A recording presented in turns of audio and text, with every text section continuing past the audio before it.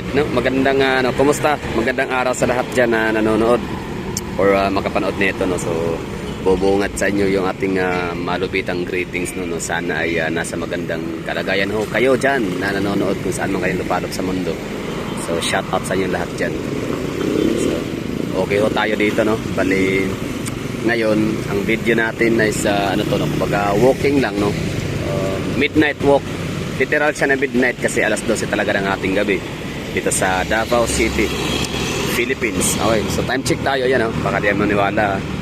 So alas 12 mag-aalaw na. So 12:30 mas accurate, 12:39. So ano pa siya, midnight walk talaga to dito gagawin natin. So ngayon nakaharap tayo sa may papuntang corner Bukana, Trading Boulevard, papuntang Barangay Bukana. Ayan, dyan nakaharap tayo. Tapos undergoing pa rin yung nila, yung kanilang construction sa kalsada papasok. Sobrang tagal niya, no, na bago natapos palibasa kasi yan ang ginawa kasi dyan, ito share ko lang kahit hindi naman na itatanong. Siyempre baka napansin niyo sa mga vlog ko talaga, like mga 7 months ago or mga 1 year ago na nakalipas pa, okay? Sa mga 1 year ago, di ba nakasarado yung daan dyan, may mga heavy equipment nagtatrabaho, basta under construction yung daan na yan for almost 1 year or mahigit, no? So yun din, napansin ko din yun I don't know kung naalala nyo pa kasi meron akong mga ginagawang mga tour vlog, no, sa Bukana area na yan. So ngayon, so far maganda siya kasi yan naka-concrete na talaga siya. So bakit siya matagal? Kasi hindi siya kasi siya basta kalsada lang, no. Ang ilalim niyan ay drainage. So kalsada sa ibabaw, drainage sa ilalim. Kumbaga parang nilakhan yung kanyang tinanggal yung kalsada, binutas talagang tas hinukay, tas ginawang tawag nito. At creek nga yung ilalim, malaking creek ko. Para para sa flood control something, mga ganun, di ba? Basta flood control. So ngayon, pa siya, meron pa nakalagay na road work ahead and the detour ahead. So ibig sabihin na hindi pa gaya nung dati na pwedeng papasok yung mga sasakyan galing sa main road ng boulevard. So wala pang lalabas at walang papasok. Kumbaga, yan, madadaanan na siya. In fairness na madadaanan na siya ng mga tricycle. So siya. Kumbaga smooth na yung travel experience ng mga taga dyan sa looban. Hindi na sila kailangan pang dumaan sa kung saan ng mga paikot-ikot, no? Kasi siya, okay na siya. Basta ang ilalim yan ay drainage. At nga pala, papansin nyo yung mga tao na naglalakad dito. Di ba may nakalagay na bawal tumawid dito?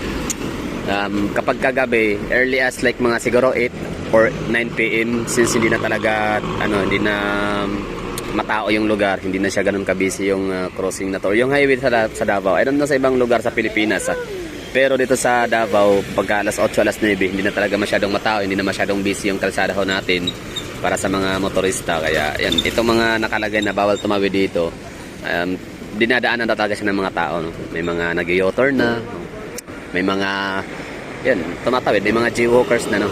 So wala ka na kasi nanguhuli kapag kagabi. Pero okay lang naman yan. Kumbaga ang purpose naman siguro dyan para hindi talaga siya makakos ang traffic. Kaya kapag araw meron talagang nakaantabay na si TTE mo. Pero ang dyan hindi ko sinabi na porket ginagawa. Kumbaga ninonormalize natin yan. Ang sa akin naman dyan na oo, hindi na siya nakakaabala sa mga motorista. Pero ang inaalala natin dyan, ako mismo, maaaring masagasahan kayo ng mga sasakyan. Kasi alam naman tatataga kapag gabi. Yan talaga madalas maraming mga fatal, no, na mga vehicular accidents. Pag araw may mga vehicular accident, mga gasgasan na ng mga kotse, mga sasakyan kasi mahina lang naman yung takbo talaga gawa nung sinusunod talaga yung 30 km per hour, no, or 20 km per hour. Basta yung yung speed limit natin sa city. Dahil nga sa may mga city TMO, no, so takot ang alam naman yung mga Pilipino, di naman talaga tayo nag-iingat dahil sa ayaw nating tawag nito, madisgrasya. Tsaka ang gobyerno, yung batas natin ginagawa yan, hindi dahil para kumita sila, no? Sa totoo lang. Kumbaga yung fine is kumbaga parang consequences lang yan kapag hindi ka susunod sa batas, sa rules and regulations, sa mga traffic rules. So mababiolate mo yan, may mga sanctions or mga consequences yan nga. Isa na yan dyan na pagmumulta. So ngayon, pero ang pinaka-main course talaga dyan, pinaka-main point talaga ng ating tawag nito, gobyerno, natin mga mambabatas pag gumawa ng ganong mga batas kasi para maiwasan yung talagang mga aksidente. Yung buhay talaga natin yung na pinoprotektahan dyan. O ngayon, yung mga Pilipino, likas sa atin na yan mag-helmet tayo kasi may pulis. Alam niyo yun, hindi tayo nag-helmet dahil para protected yung ating mga bungo, di ba? Just in case. Nag-helmet tayo para hindi mahuli. Di ba? So mindset yan mindset. Di ba? Yan ang mindset natin mga Pilipino. So yan yung totoo, no?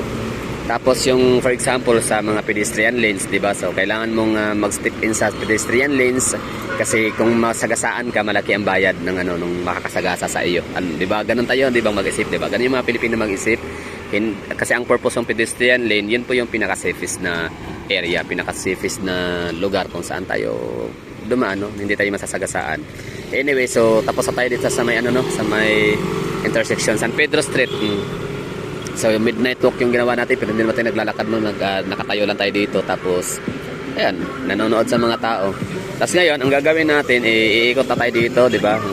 Turn around na tayo para maglakad na tayo sa kahabaan ng San Pedro hanggang sa Quimpo Boulevard. Quirino Avenue. Yung Quirino Avenue is yun yung intersection ng San Pedro. Extension and San Pedro Street. Gumamit ako ngayon ng 60 FPS. Ano ba ibig sabihin ng 60 FPS? Basta yung yung kanyang galaw, no, parang mas mabilis, parang hindi siya parang nawala yung kanyang automatic stabilizer.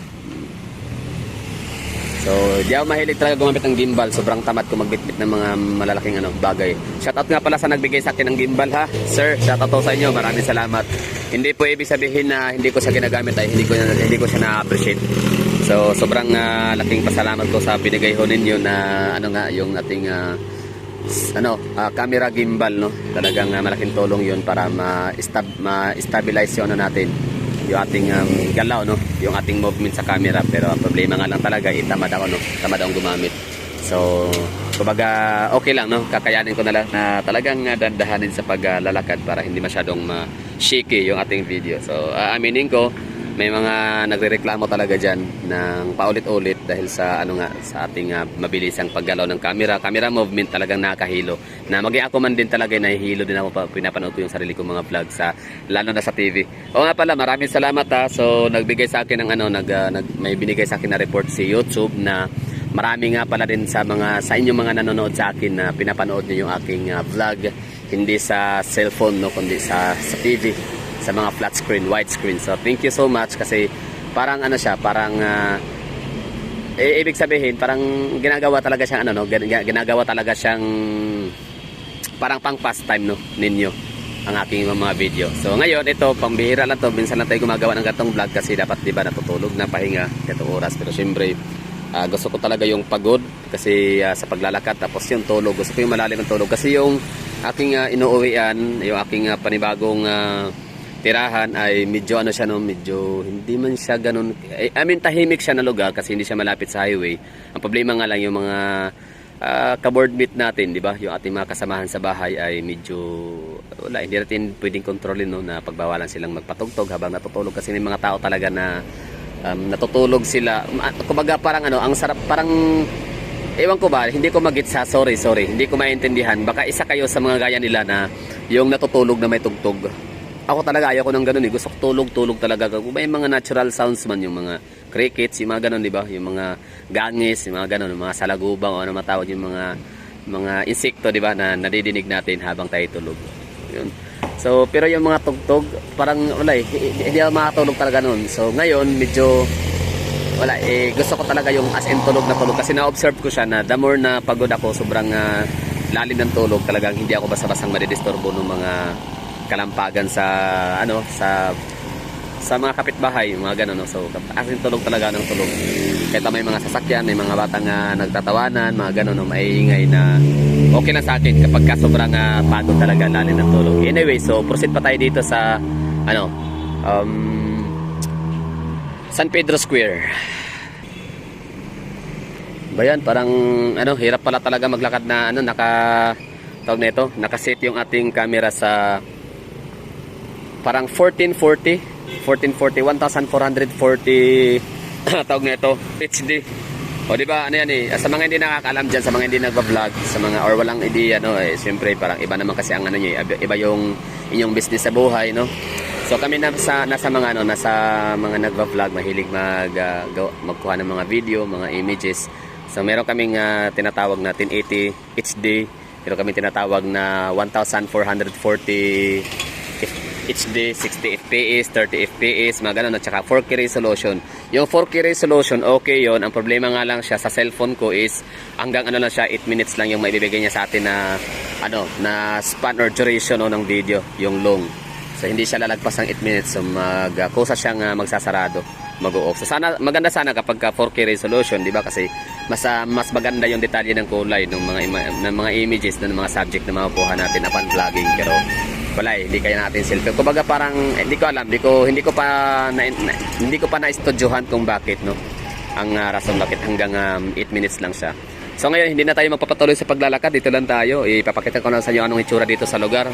Storytelling na tayo, sharing na lang of experience. So yun na nga, bali yung lugar, balikan na natin. Dati naman talaga yung yung barricade na to. Puntahan natin, lapitan lang natin mga hagala since nandito na naman na tayo. Hindi ko magawang maglakad na gaya nito, yung nakasit yung yung ating 1440 HD resolution yung natin kasi ito nga magalaw siya, di ba, shaky. So hindi siya maganda. Siyempre iingatan ko rin yung iyong yung mga kalusugan niyo diyan. Baka bigla na kayong mahilot, sumakit ang ulo dahil nga sa hindi siya stabilize yung natin. Yung ating camera. Kasi nakaset nga siya sa 1440 HD. Kung nasa 1080 HD lang siya, walang problema no. Kasi siya, meron siyang automatic na pang stabilizer sa camera. Yun lang. Bali dito na tayo diretso doon. Mamaya na lang pag ibabaguhin ko yung setup. Hindi na kasi ito pwedeng i-off ko to tapos balik ulit tayo sa parang back to zero tayo. Yan lang. Ano ba masasabi niyo mga hagala about doon sa sinasabi kong batas trapiko, yung mga naging topic natin tungkol sa yung bakit sobrang tagal ito natapos kasi hindi nga siya pangkaraniwang. For example yung balikan natin itong paggagawa nitong itong gusto ko lang i-justify. Baka nagtatanong yung iba diyan na kasi alam naman natin sa mga Pilipino, tayo mga Pilipino kapag may mga matagal na hindi nagawa yung yung gobyerno natin, yung ating mga ahensya talagang tawag nito yung hinuhusgahan kagad natin na kurakot etc. ang ganun. Pero masasabi ko i-justify ko siya na hindi siya madaling gawin kasi hindi nga siya yung sa kalsada na sira tapos binago kundi talagang tinanggal siya, sinira talagang sadyatang binaklas tapos ginawang creek yung ilalim niyan ng tawag nito yung kalsada. So creek yan tapos ibabaw ay kalsada. So pansin niyo yung sa may si Imrecto corner Bonifacio. 'Di ba? Parang nasa 3 buwan o 4 na buwan lang 'yun. At tapos kaagad, 'di ba? Ang ganda na kasi hindi naman sila naghuhukay. Walang creek, walang mga culvert, walang mga kung ano mga pinaglalagay sa ilalim, 'di ba? So, ganun lang kadali. Iba ang kalsada sa creek ang ilalim, 'di ba? So, ayun lang. Thank you for watching. So, dito lang tayo matatapos, no? Bali, dito matapos yung natin yung vlog natin sa may San Pedro Corner. Natawag nito, San Pedro Corner Trading Boulevard. Pero diba dapat ang Trading Boulevard doon banda, pero Washington yun pagkakaalam ko, Washington. Tapos ito yung mosque ng ating mga kababayang Muslim dito sa Davao. Tapos ito yung pinaka-main road talaga ng Bukana. Yan. Tapos ito yung San Pedro Street. So yun lang, thank you for watching So next nito na video ay maglalakad tayo all the way to Quirino.